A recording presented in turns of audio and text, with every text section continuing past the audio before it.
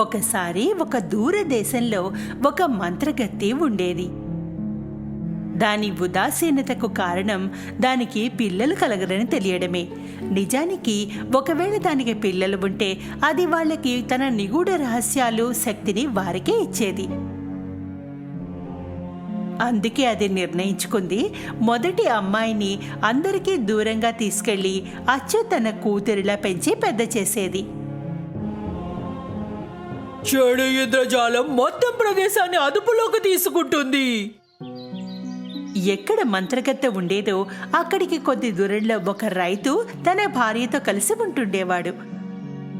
ఒకరోజు అతనికి మంచి శుభవార్త తెలిసింది. అతని భార్య చెప్పింది, మనం తల్లిదండ్రుల్ని కాబోతున్నాం. దురదృష్టవశాత్తు వారి సంతోషం ఎక్కువ సమయం నిలవలేదు. రైతు భార్య అనారోగ్యం పాలయ్యింది. సమయం గడుస్తున్న కొద్దీ ఆమె బరువు తగ్గిపోతోంది. ఒకవేళ త్వరగా నయం కాకపోతే బిడ్డని కూడా కోల్పోతారు. ఆమె భర్త ప్రతి మందు, లాభకరమైన మూలికలు అన్నీ ప్రయత్నించాడు, కానీ నయం కాలేదు. ఆమెని చివరికి వైద్యుని వద్దకు వెడితే అతను ఒక పద్ధతి ఉంది, అలా చేస్తే ఆమెకు నయం అవుతుందని చెప్పాడు. ఒక చెడ్డ మంత్రగత్తె ఉంది. ఆమె వద్ద మాత్రమే ఈ వ్యాధిని నయం చేసే వనమూలికలున్నాయి. ఇప్పుడు కేవలం ఇది ఒకటే మార్గం. ఆ రైతు తన మొత్తం ధైర్యాన్ని కూడగట్టుకుని ఆ మంత్రగత్తె భవంతిలోకి వెళ్ళాడు. తలుపుని తట్టాడు. ఏ మాత్రం భయం లేకుండా నా తలుపు తట్టావా? ఖచ్చితంగా ఏదో ముఖ్య విషయమే అయి ఉంటుంది. నా భార్యకి అనారోగ్యంగా ఉంది. ఆమె పరిస్థితి రోజురోజుకి క్షీణిస్తోంది. మీ దగ్గర మాత్రమే ఆ విద్యానికి కావాల్సిన వనమూలిక ఉందని నేను విన్నానండి. అలాగా? ఇంతకీ నేను నీకు ఎందుకు సహాయం చేయాలి? నేను మిమ్మల్ని వేడుకుంటున్నాను, దయచేసి నాకు సాయం చేయండి. నా భార్య గర్భవతి.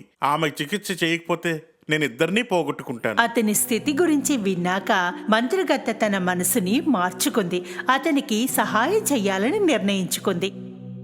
నువ్వు నేను చెప్పినట్టుగా చేస్తే నేను నీకు సహాయం చేస్తాను. మంత్రగత్తె చికిత్స కోసం మూలికల్ని ఇచ్చింది. నువ్వు ఈ మూలికల ఆకులని ఒక్కొక్క ముక్కగా చేసి నీ భార్యకు రోజు తినిపించు, ఆమెకు నయం అవుతుంది.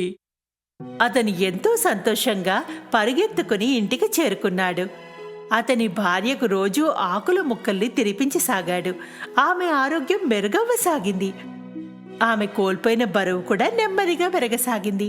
కానీ కొద్ది రోజుల తర్వాత మంత్రగత్తె ఇచ్చిన ఔషధం అయిపోయింది. భార్య ఆరోగ్యం మళ్లీ మొదటికి వచ్చింది. ఈసారి ఎంతో తక్కువ సమయంలో ఆమె పరిస్థితి విషమించింది. మరో దారి లేకపోవడంతో ఆ రైతు మంత్రగత్తె భవంతి వైపుకు మళ్లీ వెళ్ళాడు. మంత్రగత్తెకు తెలుసు ఆ వ్యక్తి మళ్లీ వస్తాడని. ఈ విత్తనం మాత్రమే నీ భార్యకు నయం చేయగలదు. దీన్ని నువ్వు నీ తోటలో నాటుకో. అప్పుడు నీ భార్యని, పిల్లని కూడా కాపాడుకోగలవు.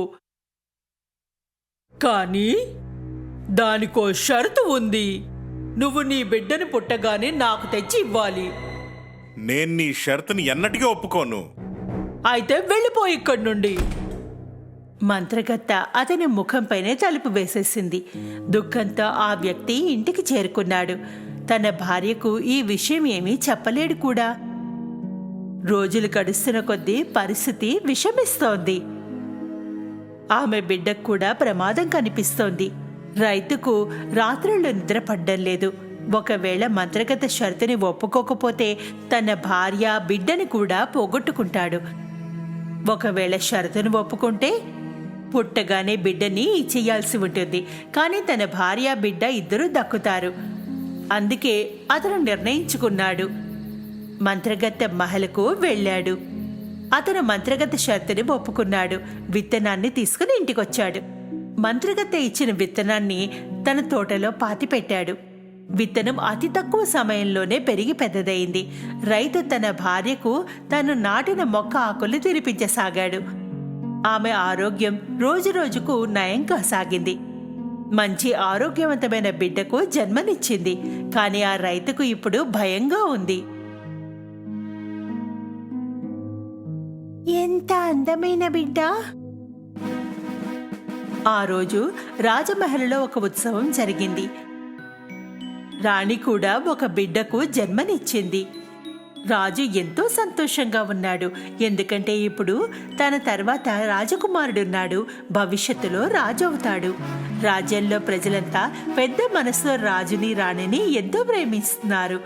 ఎవరికీ తెలియదు భవిష్యత్తులో ఒకరోజు ఆ పిల్లలిద్దరి జీవితాలు ఎలా ఉంటాయన్నది. భార్యాభర్తలిద్దరి సంతోషం ఎక్కువ రోజులు నిలవలేదు. ఆ రోజు మంత్రగత్తె వచ్చింది, బిడ్డని అడిగింది. భార్యాభర్తలిద్దరూ గుండెని రాయి చేసుకుని బిడ్డని ఆమెకిచ్చేశారు.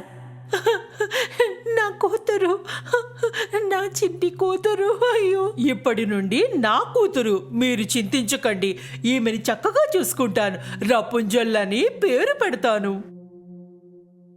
మంత్రగత్తె బిడ్డను తీసుకుని అడవిలోకి వెళ్ళిపోయింది. అక్కడ ఎంతో పెద్ద టవర్ ఉంది. మంత్రగత్తె మెట్లపై నుండి టవర్ పై వరకు నడిచింది. ఆమె చివరికి భవంతిలో ఒక గది వరకు చేరింది.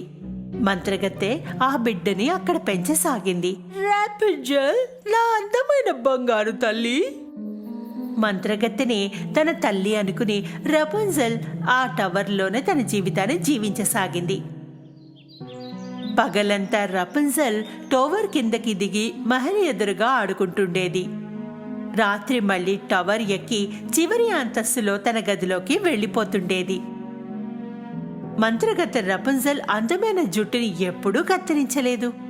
మంత్రగత్తె రోజు ఆమె జుట్టుని దువ్వెనతో దువ్వేది. చిన్న పిల్లకు ఇది బాగా నచ్చేది. రోజులు గడుస్తున్నాయి. రాపుంజల్ ఇప్పుడు పెద్దదయ్యింది. ఇప్పుడు ఆమె యవ్వన దశకు వచ్చింది. ఒకరోజు మంత్రగత్తె టవర్ వద్దకు వెళ్ళింది. రాపుంజల్ని బయటికి పిలిచింది.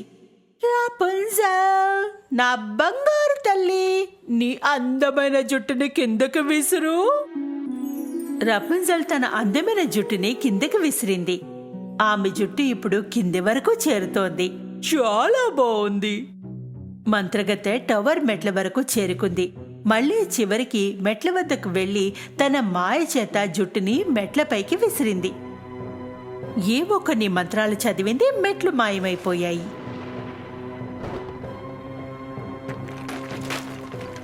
ప్రపంచంలో ఏ మంత్రము కూడా ఈ మెట్లని మళ్ళీ వచ్చేలా చేయలేదు.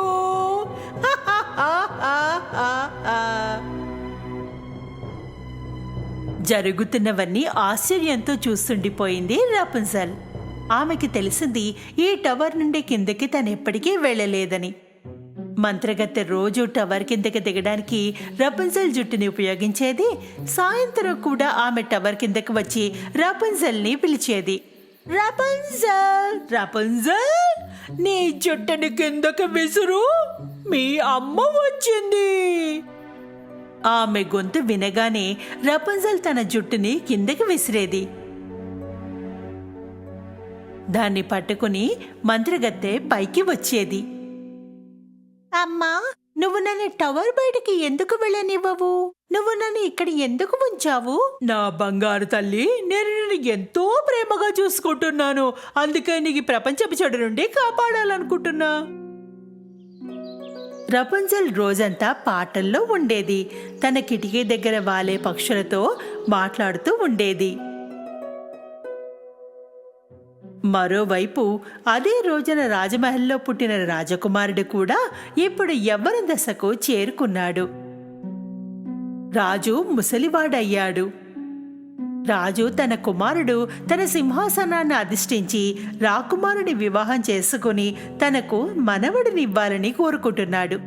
ఇతర రాజ్యాల్లో ఎంతో మంది రాజకుమారులు మహల్కు వచ్చారు. తన భార్య రూపంలో ఎవరూ కనిపించలేదు. చివరికి రాజకుమారుడు ఒక సుదీర్ఘ యాత్రకు బయలుదేరాడు.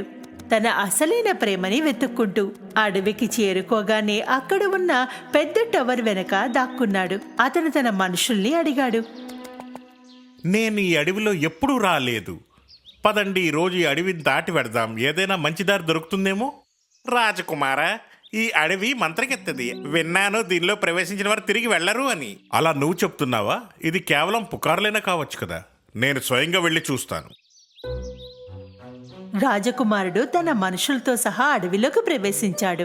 రాజకుమారుడికి తనపై చాలా నమ్మకం ఉంది, తన మనుషులపై కాదు. కొద్ది దూరం వెళ్ళాక ఎక్కడైతే రపుంజల్ ఉంటుందో ఆ టవర్ కనిపించింది. అప్పుడు రపుంజల్ పాటని అతను విన్నాడు.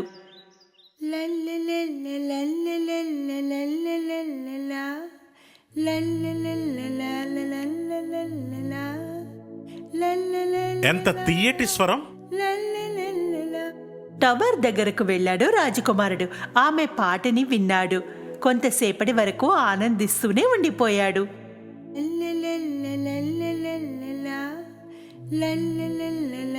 అదే సమయంలో మంత్రగత్తె అక్కడికి వచ్చింది. రపుంజల్ని పిలిచింది. రపుంజల్, నీ అందమైన జుట్టుని కింద పడేయ్. మంత్రగత్తె గొంతు విని రపుంజల్ తన అందమైన జుట్టుని కిందకి పడేసింది. ఆ మంత్రగత్తె జుట్టుని పట్టుకుని పైకెక్కింది. ఓ, అంటే ఈమె పేరు రపుంజల్ అన్నమాట. రాజకుమారుడు కొద్ది సమయం టవర్ చుట్టుపక్కలే తిరిగాడు. చివరికి రపుంజల్ని చూడాలని నిర్ణయించుకున్నాడు. మంత్రగత్తె రపుంజల్ జుట్టు సాయంతో ప్రతి ఉదయం కిందకి రావడం, రాత్రి పైకి ఎక్కడం గమనించాడు. రాపుంజల్, నీ అందమైన జుట్టుని కింద పడేయ్.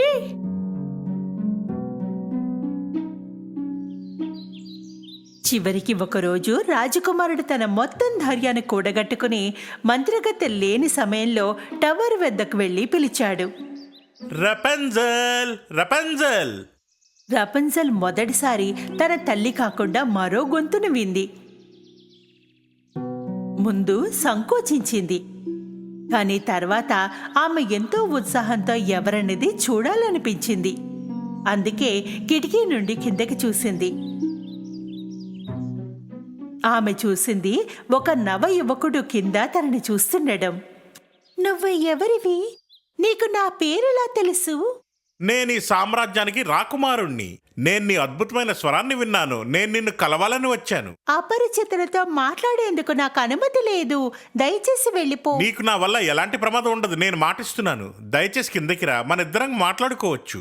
నేను కిందకి రాలేను, ఇక్కడ మెట్లు లేవు. త్వరగా ఇక్కడి నుండి వెళ్ళిపో. అమ్మ నిన్ను చూడకూడదు. రాజకుమారుడు వెంటనే చెట్టు వెనకాల దాక్కున్నాడు. టవర్ దగ్గరకు మంత్రగత్తె చేరుకుని పిలిచింది. రపుంజల్ జుట్టు పట్టుకుని పైకి వచ్చింది.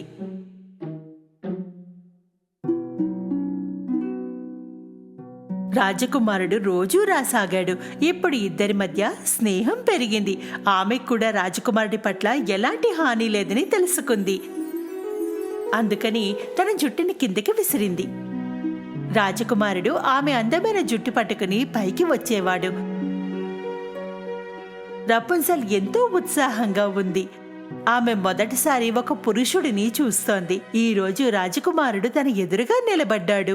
నీ తల్లి నిన్నిక్కడ ఈ టవర్లో ఎందుకని బంధించింది?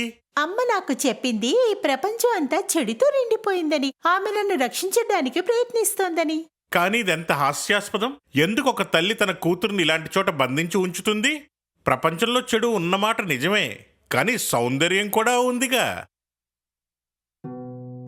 రపుంజల్ రాజకుమారుడు చెప్పింది నిజమా అన్న విషయాన్ని తెలుసుకోవడానికి ఉత్సాహంగా ఉంది.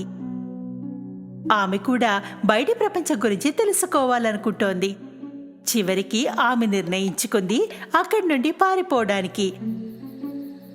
ఆ రాత్రి మంత్రగత్తె టవర్ చేరుకునేటప్పటికీ ఆమె రపుంజల్ జుట్టు కింద పడి ఉండడం చూసింది.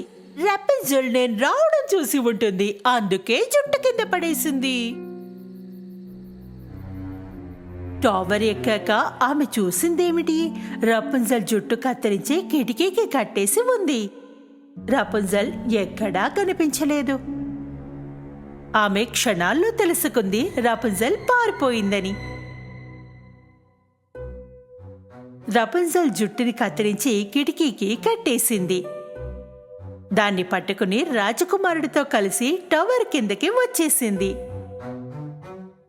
రాపుంజల్, రాపుంజల్, నువ్వు నన్ను మోసం చేసే ధైర్యం నీకెలా వచ్చింది? ఈలోగా రపుంజల్ రాజకుమారుడు ఆ మాయా అడవి నుండి బయటపడ్డారు.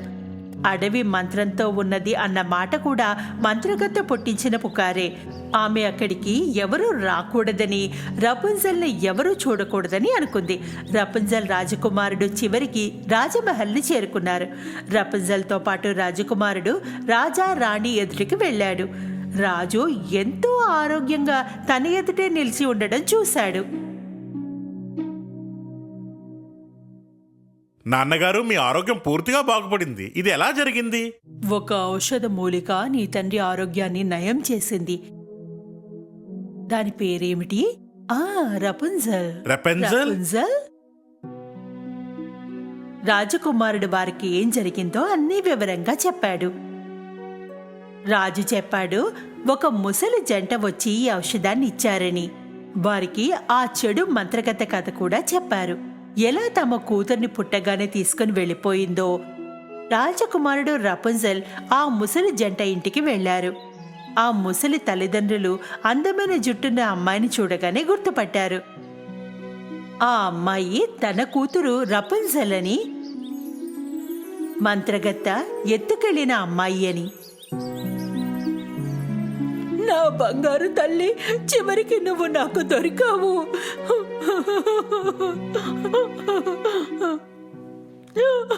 మొదటి నుండి మొత్తం జరిగింది విన్నాక రపుంజల్ తన తల్లిదండ్రుల్ని గుర్తించింది. రాజకుమారుడు రపుంజల్ని వివాహం చేసుకున్నారు. సంతోషంగా ఉండసాగారు. ఆ టవర్లోకి వెళ్లిన మంత్రగత్తెకేమైంది? రాజు మంత్రగత్తెని పట్టుకున్నాడు. ఆమెని ఆ టవర్లోనే ఖైదు చేశాడు. టవర్ కింద సైనికులని కాపలాగా ఉంచాడు. మంత్రగత్తె అక్కడి నుండి పారిపోకుండా కట్టుదిట్టం చేశాడు. మంత్రగత్తె మంత్ర రహస్యాలన్నీ కూడా మాయమైపోయాయి.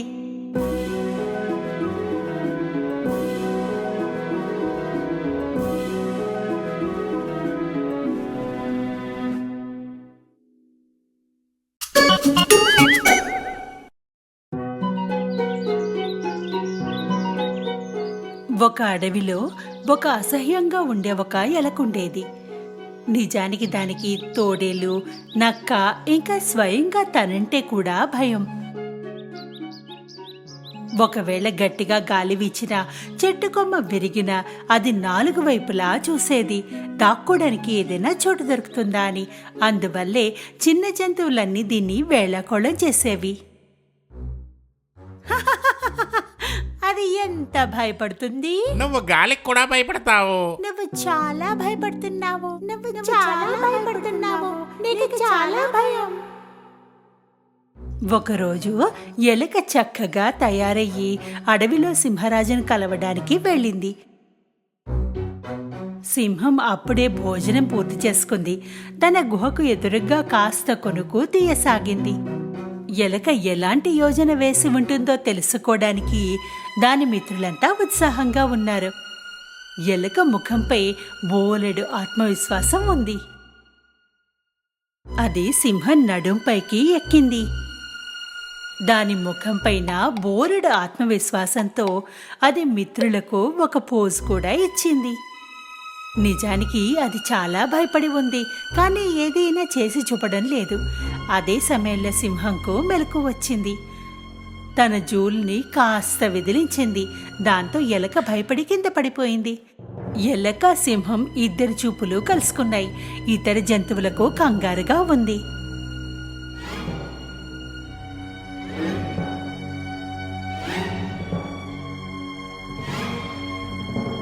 అయ్యా బాబో, ఇప్పుడు సింహం ఎలక తినేస్తుంది. వా, ఎంత ధైర్యం, ఎంత సాహసం! నువ్వు నా వీపుపై ఏం చేస్తున్నావు? అడవికి మహారాజా, దయచేసి నన్ను తినవద్దు. అందరికంటే ఎక్కువ భయపడతాను, అందరికంటే బలహీనమైన దాన్ని. నా జీవితం ప్రతిరోజు భయంతోనే గడిచిపోతుంది. చెట్టుపై నుండి ఆకు పడినా చాలు నేను భయపడిపోతాను. నేను దీనికి విసిగిపోయాను. నేను ఈ భయం నుండి విముక్తి పొందాలనుకుంటున్నాను. మీ అడవికి మహారాజు, మీరు గర్జిస్తే చాలు మొత్తం అడవిలో జంతువులు భయపడిపోతారు. నాకు మీరు శరణు ఇస్తారు కదా. సింహం నిశ్శబ్దంగా వినసాగింది. ఎలక సింహం ఏం జవాబిస్తుందా అని ఆలోచిస్తోంది.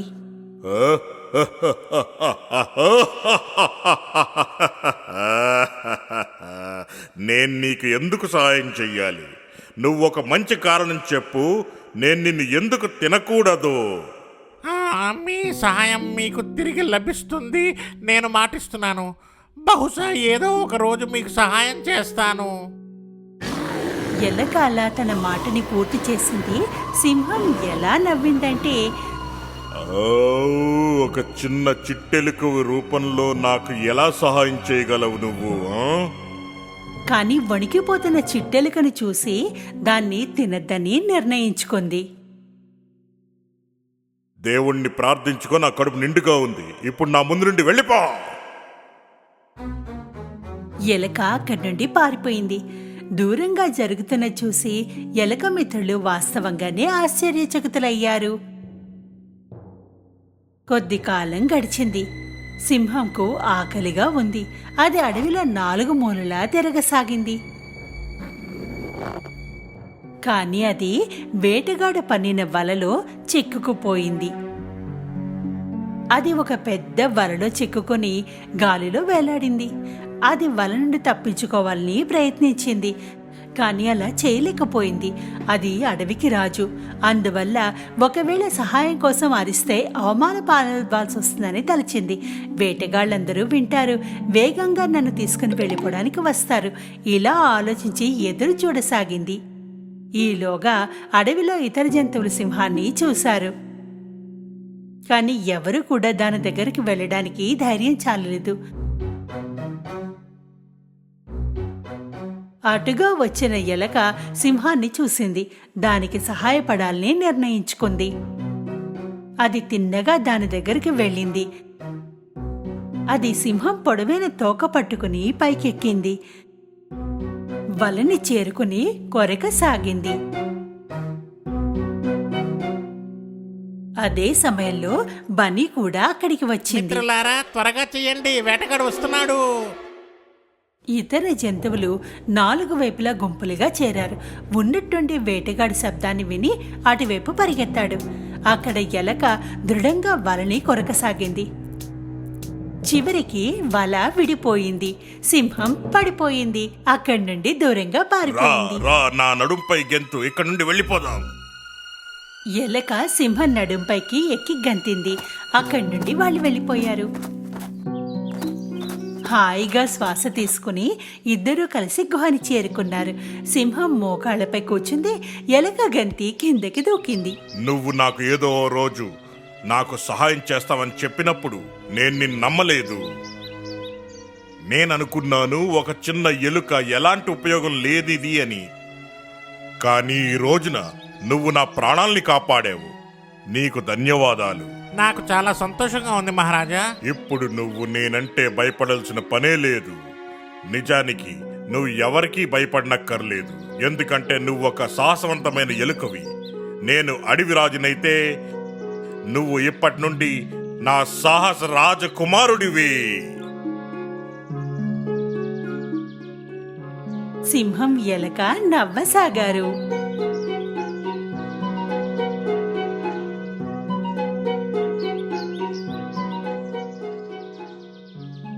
జంతువులన్నీ దూరం నుండి రహస్యంగా చూస్తున్నాయి. అవన్నీ బయటికి వచ్చాయి. సాహసేలకని ప్రశంసించసాగాయి.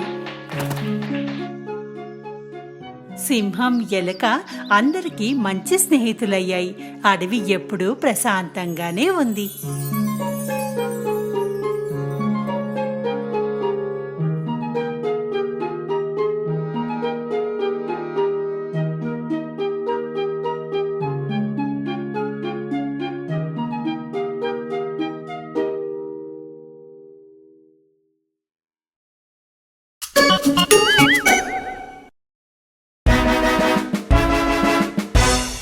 చాలా కాలం క్రితం ఒక రాజు ఉండేవాడు.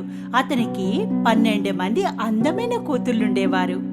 ఆ 12 మంది రాకుమార్తెలు అందరూ కలిసి ఒక పెద్ద అందమైన గదిలో ఉండేవారు. ఆ రాజు తన కూతుళ్ళని ప్రాణంలా చూసుకునేవాడు. రాత్రి నిద్రపోయే ముందు వారిని బయటికి వెళ్లేందుకు అనుమతించేవాడు కాదు. కాని ప్రతి ఉదయం మేలుకోగానే ఏదో ఒక అద్భుతం జరుగుతూ ఉండేది. రాకుమార్తెల చెప్పులు రాత్రంతా ఎవరో వేసుకుని నృత్యం చేసినట్టుగా ఉండేవి. రాజు తన కూతుళ్లకు కొత్త షూలని ప్రతిరోజు కొనవలసి వస్తుండేది. ఆ మర్నాడు మళ్ళీ ఆ చెప్పుల్ని ఎవరో వాడినట్టుగా ఉండేవి. మహలులో రాజు లేదా అతని మనుషులు చెప్పుల మిస్టరీని కనుక్కోలేకపోయారు. ఇదెలా సాధ్యమవుతుంది? ఒకే రాత్రికి చెప్పుల జత ఎందుకు ఇలా పాడవుతున్నాయో నాకు అర్థం కావటం లేదు. మహారాజా, మాకు అర్థం కావటం లేదు. చివరికి రాజు అన్నాడు, ఏ వ్యక్తి అయితే నా కూతుళ్ళ యొక్క చెప్పుల రహస్యాన్ని పరిష్కరిస్తాడో అతను మెచ్చిన కూతుర్నిచ్చి పెళ్లి చేస్తాను. తనని నా అల్లుడిగా చేసుకుంటాను. నా మరణాంతరం తన్నే రాజుగా ప్రకటిస్తాను. అయితే ఆ వ్యక్తి వద్ద కేవలం 3 రోజులు మాత్రమే సమయం ఉంటుంది. లేకుంటే అతను మిగతా జీవితాన్ని జైల్లోనే జీవించవలసి ఉంటుంది.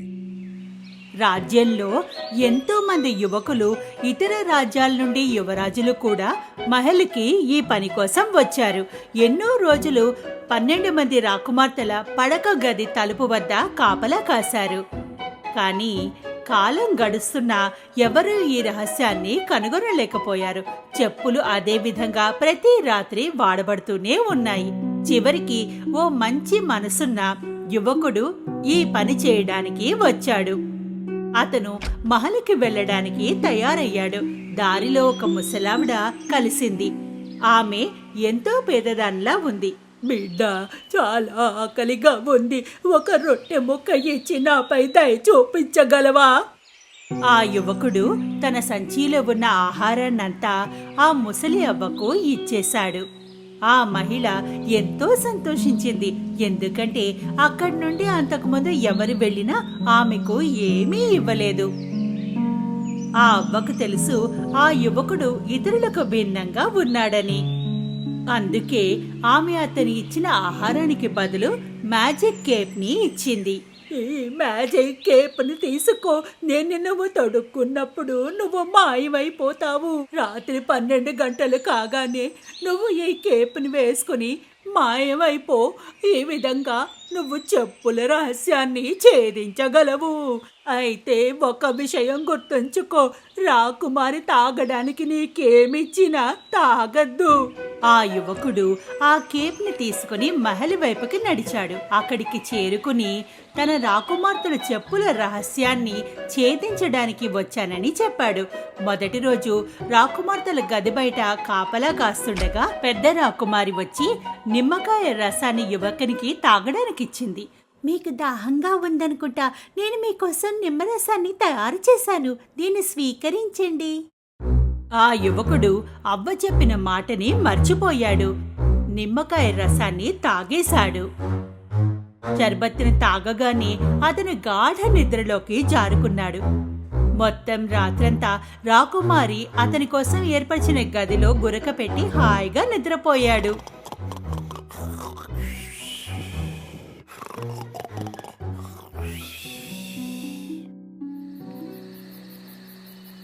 ఉదయం కాగానే ఆ యువకుడు భయంతో వణికిపోయాడు.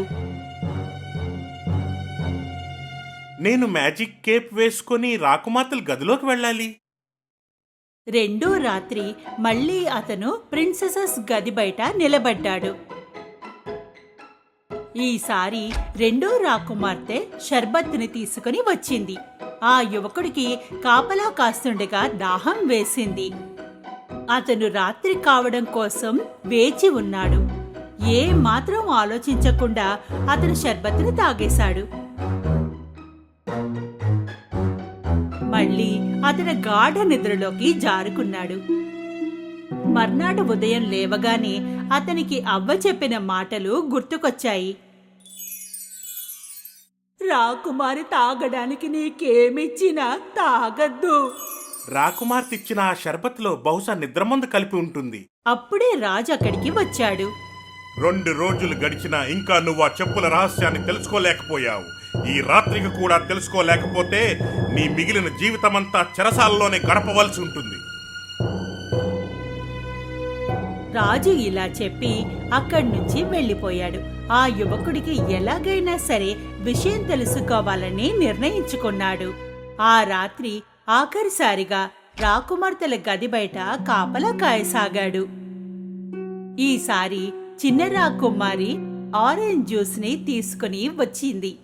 అయితే ఈసారి ఆ యువకుడికి బాగా గుర్తుంది. రాకుమార్తె అక్కడి నుంచి వెళ్ళగానే ఆ షర్బత్ని కుండీలో పారపోసేశాడు. అర్ధరాత్రి అయింది. ఆ యువకుడు మ్యాజిక్ కేప్ని వేసుకుని మాయమయ్యాడు. నెమ్మదిగా అతను రాకుమార్తెల గది తలుపు తెరిచాడు. అక్కడ కనిపించింది చూసి ఆశ్చర్యపోయాడు. రాకుమార్తెలందరూ తమ అత్యంత సుందరమైన దుస్తుల్ని ధరించి జుట్టుని అలంకరించుకుని మేకప్ వేసుకుని ఉన్నారు. చూద్దామా ఆ కాపలా కాస్తున్న యువకుడు నిద్రపోయాడో లేదో. ఒక ప్రిన్సెస్ తలుపు తెరిచి బయటికి వచ్చింది. ఇక రెండో తలుపు దగ్గర చెవిని పెట్టింది. అప్పుడు ఆ యువకుడికి తెలిసింది తను గురక శబ్దం చెయ్యాలని.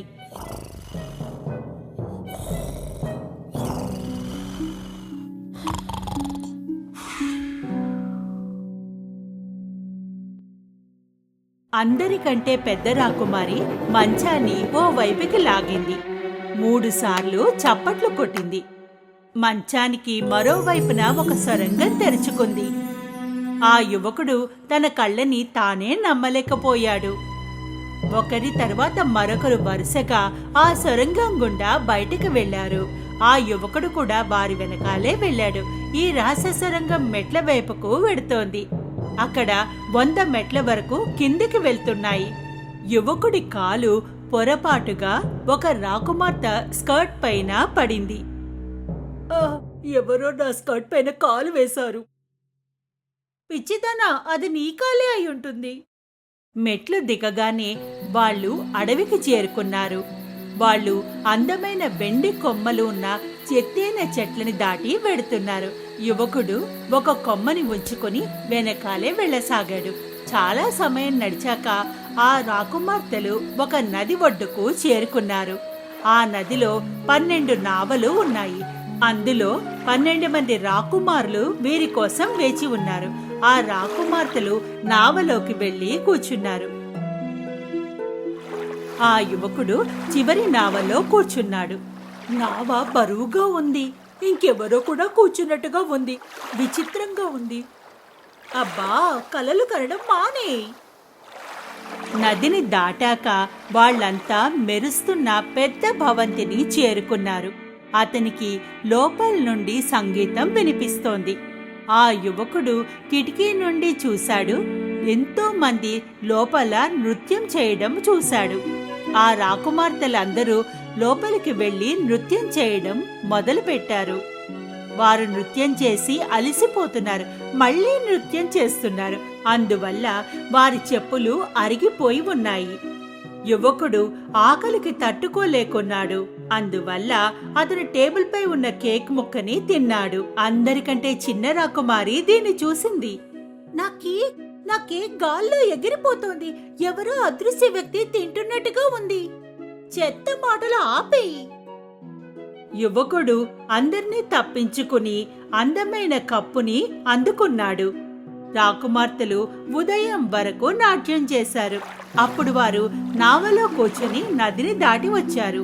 అడవుల్లో నుండి ప్రయాణించి మెట్లు ఎక్కి చివరికి తమ మహల్కి చేరుకున్నారు. అందుకే వారి చెప్పులు అరిగిపోయి ఉన్నాయి. ఆ నవయువకుడు ఎంతో సంతోషించాడు. ఎందుకంటే వాళ్ళ చెప్పుల రహస్యం తెలిసిపోయింది.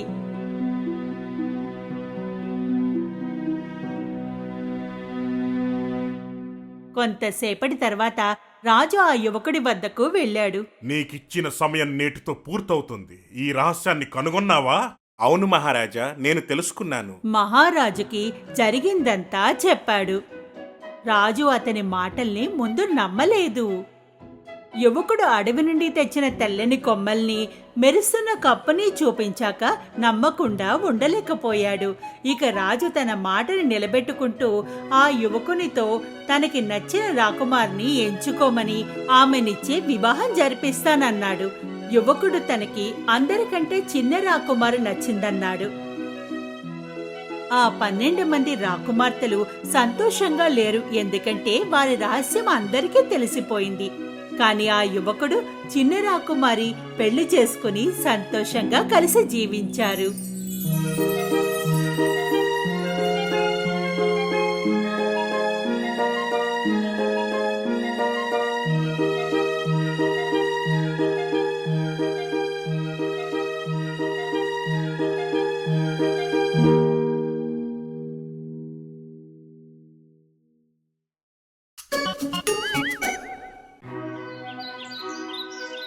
ఎంతో కాలం క్రితం అడవిలో ఒక చిన్న ఇంటిలో మదర్ గోట్, దాని బుజ్జి లిటిల్ గోట్స్ అల్లరి చేస్తూ సంతోషంగా జీవించేవి. లిటిల్ గోట్స్ ఎంతో ముద్దుగా ఉండేవి, ఆట బొమ్మల్లా. అందరి తల్లుల్లాగానే మదర్ గోట్ తన పిల్లల్ని ఎంతో ప్రేమించేది. అడవి జంతువులన్నిటి నుండి రక్షిస్తూ ఉండేది. ఒకరోజు భోజనం వెతకడానికి బయటికి వెళ్లే ముందు తల్లి లిటిల్ గోట్స్ని పిలిచి ఇలా చెప్పింది. నా ప్రియమైన పిల్లల్లారా, నేను అడవిలోకి వెడుతున్నాను. ఎవరు వచ్చినా తలుపు తీయద్దు. తోడేలు లోపలికి వస్తే అది మనందరినీ తినేస్తుంది. వేషం మార్చుకుంటూ వచ్చి మిమ్మల్ని తినాలని చూస్తుంది. మేము దాన్ని ఎలా గుర్తుపట్టాలి? తోడేలు గొంతు బొంగురుగా ఉంటుంది, నా గొంతు తీయగా ఉంటుంది. బొంగురుగా ఉందంటే అది తోడేలే. ఇలా చెప్పి బయలుదేరుతుండగా తల్లి మేకకు ఏదో గుర్తొచ్చింది. ఇంకో మాట, తోడేలు కాళ్ళు నల్లగా ఉంటాయి, నా కాళ్ళు తెల్లగా. కాళ్ళని చూసి కూడా గుర్తుపట్టండి. కంగారు పడకమ్మా, మేం జాగ్రత్తగా ఉంటాం. మేం పెద్దయిపోయామమ్మా. తల్లి మేక తన పిల్లలందరినీ ఒక్కొక్కరిగా ముద్దు పెట్టుకుంది. అడవి వైపు నడిచింది. తోడేలు ఇదంతా చూస్తోంది. తల్లి మేక వెళ్ళగానే కొద్దిసేపు ఆగింది. ఆ తర్వాత వాళ్ళ ఇంటి వద్దకు వచ్చి తలుపు తట్టింది.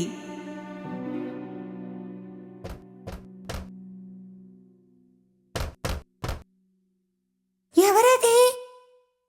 ముద్దు బిడ్డల్లారా, తలుపు తీయండి. ఇదిగో మీ అమ్మ మీకోసం భోజనం తయారు చేసి తీసుకొచ్చింది. అయితే లిటిల్ గోట్స్ తోడేలు బొంగురు గొంతుని గుర్తుపట్టాయి. తలుపు లోపల నుండే చెప్పాయి. నువ్వు మా అమ్మవి కాదు. అమ్మ గొంతు ఎంతో తీయగా ప్రేమగా ఉంటుంది. నువ్వు మమ్మల్ని మోసం చేయలేవు తోడేలు. తోడేలుకు చాలా కోపం వచ్చింది, ఎందుకంటే లిటిల్ గోట్స్ ని తినలేకపోయింది. అప్పుడు ఒక చాక్ పీస్ ని తినేసింది. అప్పుడు దాని గొంతు కాస్త తీయగా మారింది. వెనక్కి వాళ్ళ ఇంటికి వెళ్ళింది. తలుపు తట్టింది. ఈసారి తోడేలు తన తీయటి గొంతుతో మాట్లాడింది. ముద్దు బిడ్డల్లారా, నేను మీ అమ్మని. మీ అందరి కోసం భోజనం తీసుకొచ్చాను. తలుపు తీయండి. ఈసారి ఈ తీయటి గొంతు విని లిటిల్ గోట్స్ కి ఆ గొంతు వాళ్ళ అమ్మలాగానే అందనిపించింది. తలుపు తొయ్యబోతుండగా వాళ్ళల్లో ఒకరు అరిచారు. ముందు తలుపు కింద నుండి కాళ్ళని చూద్దాం. వాళ్ళు చూసినప్పుడు తోడేలు నల్లని కాళ్ళు కనిపించాయి. అవన్నీ అరిచాయి. మేం తలుపు తీయము. అమ్మ కాళ్ళు నల్లగా ఉండవు, ఆమె కాళ్ళు తెల్లగా ఉంటాయి. నువ్వు తోడేలివి. తన కోపాన్ని మింగుతూ తోడేలు అక్కడి నుండి బయలుదేరింది. ఇప్పుడు అది బేకరీకి వెళ్ళింది. బేకరీ వాడు తోడేలను చూసి ఆశ్చర్యపోయాడు. నేనిప్పుడు శాకాహారినైపోయాను. పేస్ట్రీ మాత్రమే తింటాను. కొంచెం పిండిస్తారా నాకు? తోడేలు బేకరీ నుండి పిండిని తీసుకుని బయలుదేరింది. ఇంటి దగ్గర పిండిని తన కాళ్లపైన వేసుకుంది. ఇప్పుడు దాని కాళ్ళు తెల్లగా ఉన్నాయి. మూడోసారి తోడేలు తెలివిగా తలుపు తట్టింది. ముద్దు బిడ్డల్లారా తలుపు తీయండి, నేను మీ అమ్మని కదా. మీ అందరి కోసం భోజనం తీసుకొచ్చాను. కాళ్ళని చూపించు, తెలుస్తుంది అమ్మవా కాదా అన్నది. తోడేలు పిండిని పోసిన కాళ్ళని చూపించింది. లిటిల్ గోట్స్ తెల్లటి కాళ్ళని చూసి అవి అనుకున్నాయి తల్లి వచ్చింది అని. తలుపు తీసేశారు. ఇంకేముంది, వాళ్ళ ఎదురుగా తోడేలుంది. లిటిల్ గోట్స్ భయపడ్డాయి, కంగారు పడ్డాయి, అరవసాగాయి.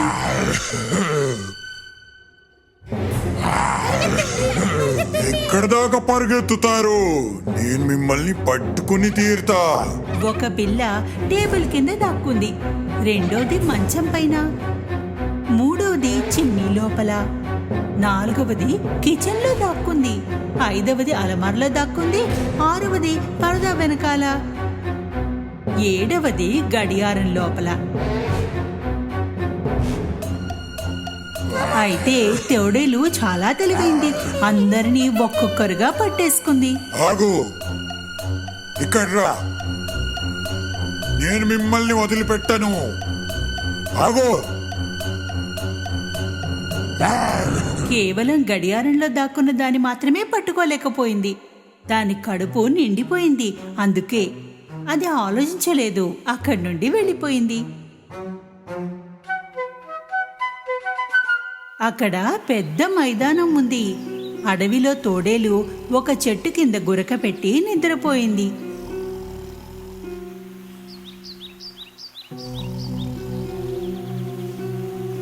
కొద్దిసేపటిలో మదర్ గోట్ ఇంటిని చేరుకుంది. తలుపు తెరిచి ఉండడం చూసి తెలుసుకుంది ఏదో జరిగిందని. ఆమె అరవసాగింది.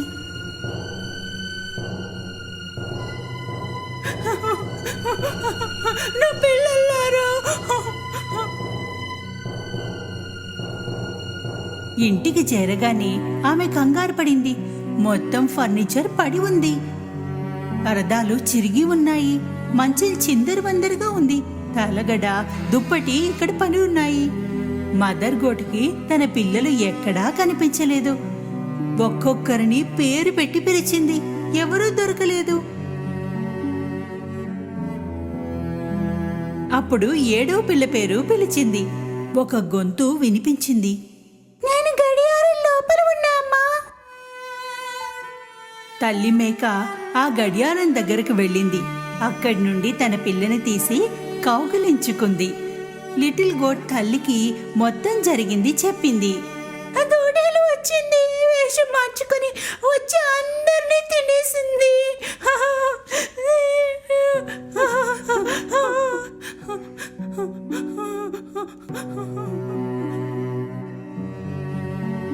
తల్లి మేకకు చాలా బాధగా అనిపించింది.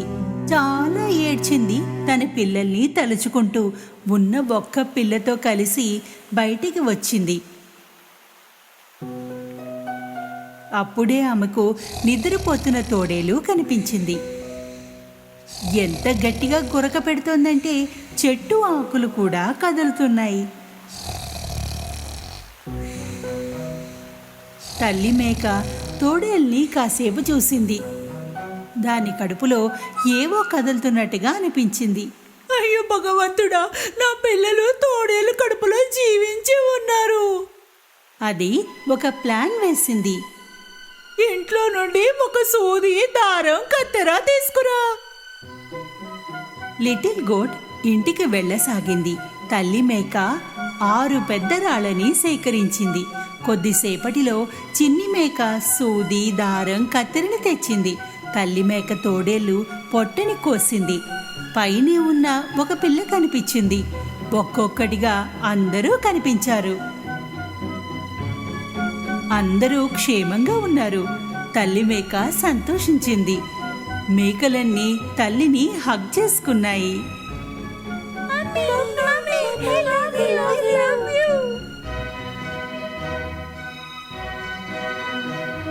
సంతోషంతో గంతులు వేశాయి. నా పిల్లలారా, మీకేమీ కాలేదు కదా? తల్లి మేక తోడేలు కడుపులో మొత్తం రాళ్ళని పెట్టేసింది. తర్వాత సూది దారంతో కుట్టేసింది. తోడేలు ఎంత గాఢ నిద్రలో ఉందంటే దానికి ఇవేమీ తెలియలేదు. తోడేలు లేచాక నిలబడింది. దానికి కడుపులో చాలా నొప్పిగా అనిపించింది. ఎన్నో మేకలు తినేసినందుకు కడుపు నొప్పి అనుకుంది. చాలా దాహం వేసింది. నది వైపు నడిచింది నీళ్లు తాగడానికి. నడుస్తున్నప్పుడు రాళ్ళు కొట్టుకోసాగాయి. కడుపేదో బరువుగా నిండుగా అనిపిస్తుంది. ఏదో రాళ్ళు తిన్నట్లుంది కదా నాకు. నీళ్లు తాగడానికి వంగింది. రాళ్ల బరువు వల్ల అది నదిలో పడిపోయింది. ఓ, రక్షించండి, రక్షించండి నన్ను, నేను మునిగిపోతున్నాను. ఆ, ఆ, అయ్యో! చాలా అరిచింది, కానీ ఎవరూ రాలేదు. రాళ్ల బరువు దాన్ని నీళ్ళ లోపలికి లాక్కెళ్ళింది. తల్లి మేక, లిటిల్ గోట్స్ దీన్ని చూసి నది వైపుకి వెళ్ళాయి.